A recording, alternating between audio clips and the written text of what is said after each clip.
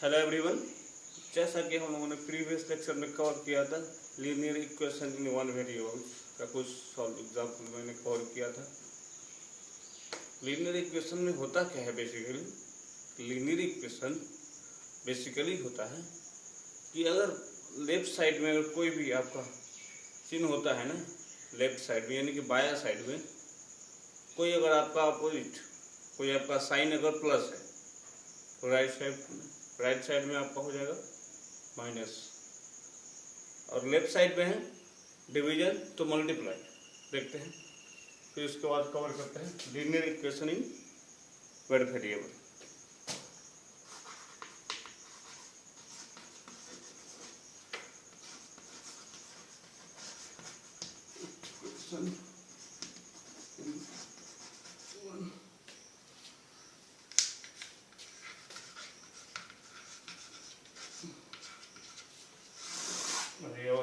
Okay, इसका ये rule है, पहले लिखेंगे left side the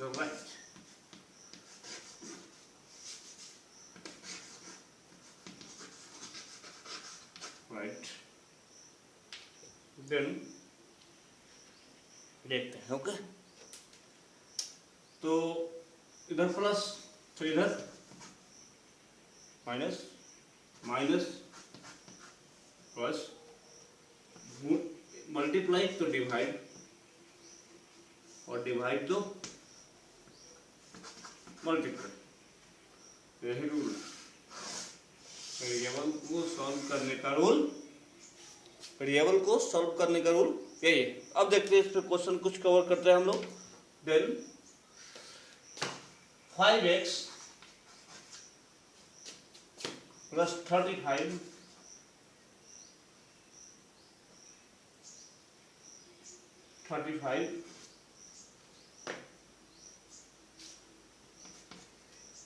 equal to 60।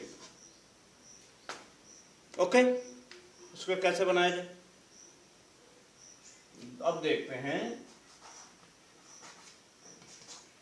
5x equal to, पहला नंबर तो ये देखना है कि हमको एक समान है क्या, जो एक कास्ट का होता है, कोई भी एक लेवल का होता है। एक्स है तो एक्स वाला एक्स, 3x 3 जो सिंपल नंबर है, इंटीजर है, वो भी अलग है। तो क्या किया जाए, 60 माइनस 60 हुआ और राइट साइड में शिफ्ट हुआ, तो 60 लेफ्ट से राइट आया प्लस, तो क्या हुआ लेफ्ट से राइट है यानी कि बायां से दाहिना आया, बायां से दाहिना आया तो माइनस, तो यहाँ पे माइनस क्या, minus 30। Then 5x equal to 60 minus 30 x equal to 6। Okay, फिर अब देखते हैं ये मेथड 1, ये मेथड 1। देन मेथड 1 इसको बोलेंगे। ओके, अब आते हैं सेकंड मेथड, इसी का लिखना है, लिख लीजिए। ओके, राइट नाउ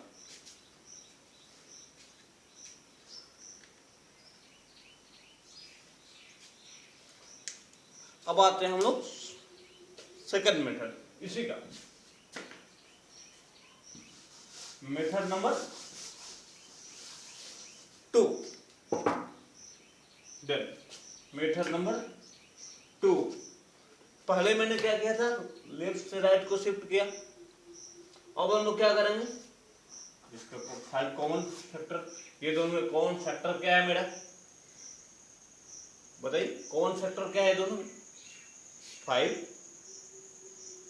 हाँ 5, तो कितना बचा, तो कॉमन फैक्टर मेरा 5 है, तो बचा कितना x, हाँ ओके, उसके बाद प्लस, वेरी गुड, उसके बाद 6। ओके, उसके बाद कितना है 60। Very good. अब क्या किया जाए, क्या किया जाए, ये कैंसिल, एक स्टेप बढ़ते हैं।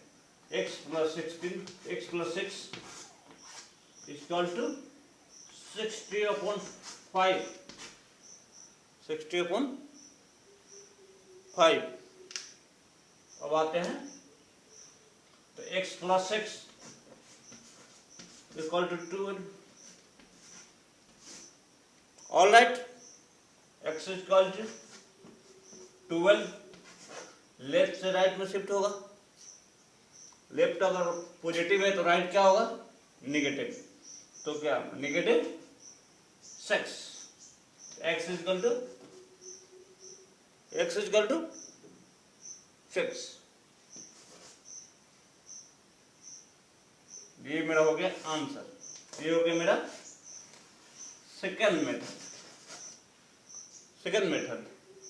ओके, देखना है, लिख लीजिए।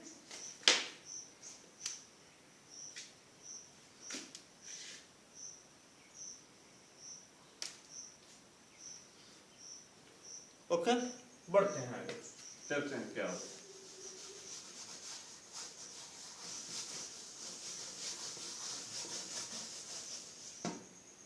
हटा दे।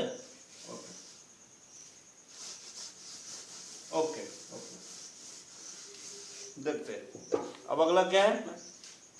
अब लेते हैं 3x - 12 इक्वल टू 3। फिर वही बेस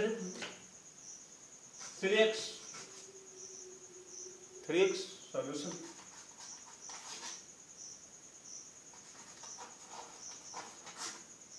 मैथ हमेशा कोई भी मेथड बन सकता है।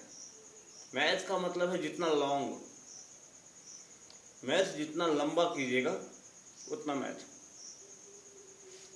अब देखते हैं क्या किया जाए। और मैथ का मतलब ये नहीं है कि आप इसको बना नहीं सकते। एक मैथ को कितने तरीका से हम लोग बनाते हैं, बहुत सारा मेथड थे।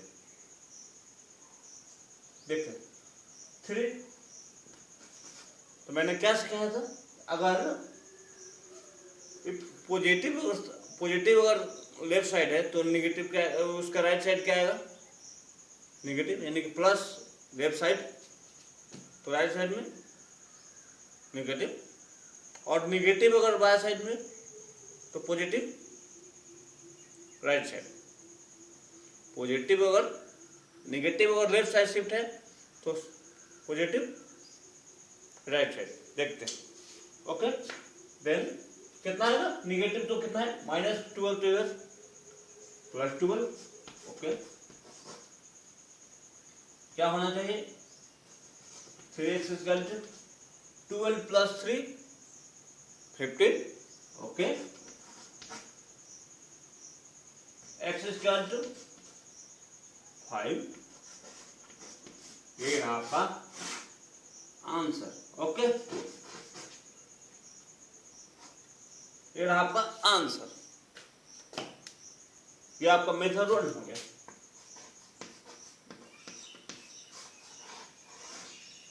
मेथड का मतलब, मैथ्स का मतलब ये नहीं कि हम बनाए ये मेथड सही है, कोई भी मेथड लगा सकते हैं। मेथड बहुत सारा है, लेकिन उसको अप्लाई कैसे किया जाए, किस क्वेश्चन में किस फॉर्मूले का अप्लाई किया जाए, ये मोटिव होता है। और कोई काम कर रहे हैं आप और काम में अगर सक्सेसफुल नहीं हो रहे हैं, उसका ये तरीका थोड़ा है कि हम काम नहीं कर रहे हैं। काम तो कर ही रहे हैं ना, काम तो कर रहे हैं, तो उसमें सक्सेसफुल नहीं हुए। सक्सेसफुल नहीं होंगे तो इसका मतलब कि हम टारगेट छोड़ देंगे कि काम नहीं करना है, नहीं ना। काम का मतलब कि हाँ, अगर नहीं हुआ तो डायरेक्शन बदलो कि हाँ हमको करना कैसे है। ये नहीं हुआ, दूसरा मोड करते हैं, तीसरा लाइन, चौथा लाइन, कोई भी आप उसको चेंज कीजिए। सक्सेसफुल होने का मतलब ये नहीं है कि आप हम कर रहे हैं नहीं हो रहा है, नहीं हुआ, लेकिन आप डायरेक्शन चेंज कीजिए। मोटिव आपका क्या है डिपेंड्स उस पर, उसको पर समझिए। मैथ्स का मतलब ही है आप डिफरेंट मेथड लगाइए। ओके, अब आते हैं अगले पे। लिखना, लिख लो, राइट नो।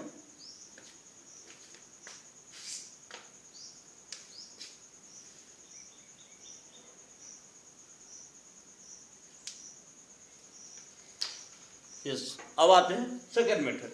ओके,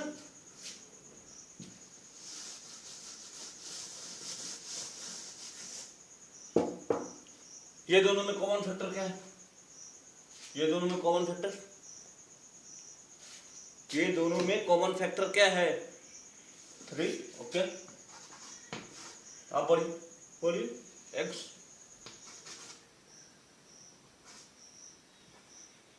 -4। ओके, 3। अब क्या है, क्या हम इसको काट सकते हैं? क्या मैंने मेथड बताया था? मेथड का, मैथ्स का मतलब यही है कि हम एक मेथड से सबको सॉल्व नहीं कर सकते। एक मेथड से बहुत सारा मेथड हम लोग बना सकते हैं, आंसर सेम आएगा, लेकिन जाने का तरीका अलग अलग, मैथ सॉल्व करने का तरीका अलग अलग, different type of the solution. These are maths, different types of solution. This is math. Maths का तो मतलब ही है ना, मैथ्स अलग अलग तरीके से, आंसर सेम है लेकिन हम बनाए इसको, मैथ्स तो सेम है लेकिन बनाने का तरीका अलग अलग। हर देखिए, सपोज कीजिए कोई टीचर अगर पढ़ा रहा है, उस टीचर को पढ़ाता तो सब है, एक क्लास में बहुत सारे बच्चे, सपोज कीजिए 50 बच्चे, पढ़ाता तो सब है, पढ़ाते तो सबको है, लेकिन उसमें मोटिव क्या है? सब पढ़ रहा है, इसमें फर्स्ट रैंक का एक ही आता है, कोई फेल्योर भी होता है, कोई लास्ट रैंक भी आता है।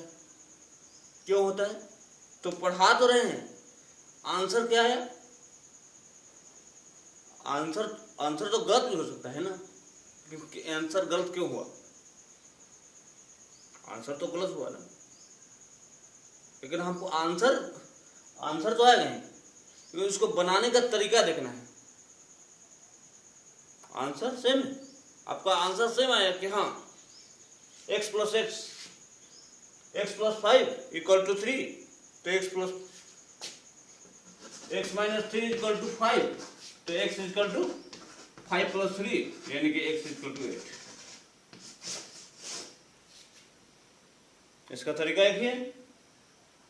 फिर आगे इसको 2 लगाइए, फिर इसका तरीका चेंज, राइट साइड शिफ्ट कीजिए, सबका तरीका अलग अलग है ना। 2x है तो 2x - 3, तो इसका तरीका अलग है, तो तरीका, तो मैथ्स का मतलब ये नहीं है कि हाँ एक ही तरीका से, बार बार बोल रहा हूँ कि मैथ्स का मतलब ये नहीं है कि एक तरीका से ही आप सॉल्व कर सकते हैं। मैथ्स बहुत सारा डिफरेंस फॉर्मूला है, डिफरेंट तरीका है, डिफरेंट मेथड है, इसलिए मैथ्स अब साथ आंकड़ा मत करना कि हाँ मैं उससे नहीं समझे, कोई बात नहीं, फिर समझेंगे। इसलिए घबराओ नहीं कि हाँ नहीं बना, कोई बात नहीं, करेंगे तब तो बनेगा ना, करेंगे तब तो बनेगा ना। देखते हैं आगे, अब आते हैं सॉल्यूशन पे। अब क्या किया जाए इसमें? 3 कैंसिल हो सकता है, बचा क्या? ध्यान रहे x - 4 = 1,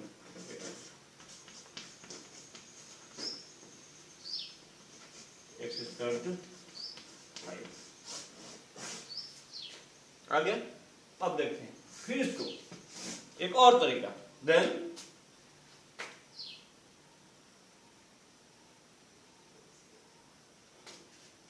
3x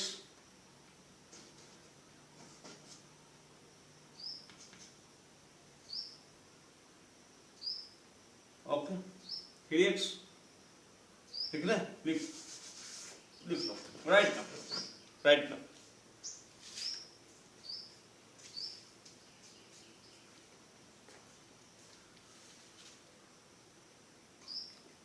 बना लोगे?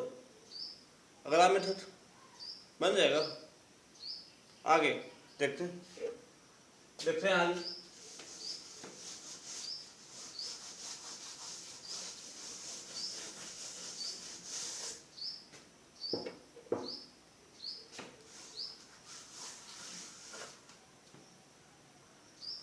पहले ने एक है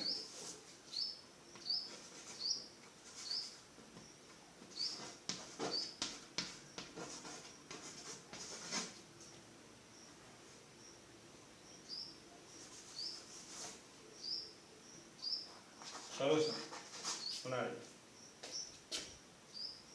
बता दें, देखते हैं। x इक्वल टू 8 प्लस 12 तो 6,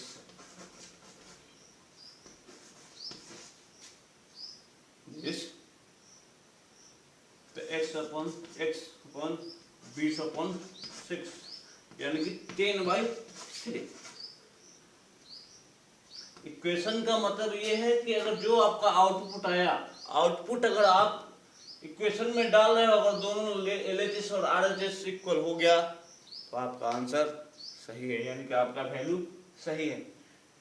जो आपका क्वेश्चन में, यानी कि जो इनपुट में जो आपका आउटपुट आया और वो आप डाल रहे हैं इक्वेशन में, और आपका LHS तो RHS आ गया तो आपका वैल्यू सही है, ठीक है ना, जस्ट राइट नाउ।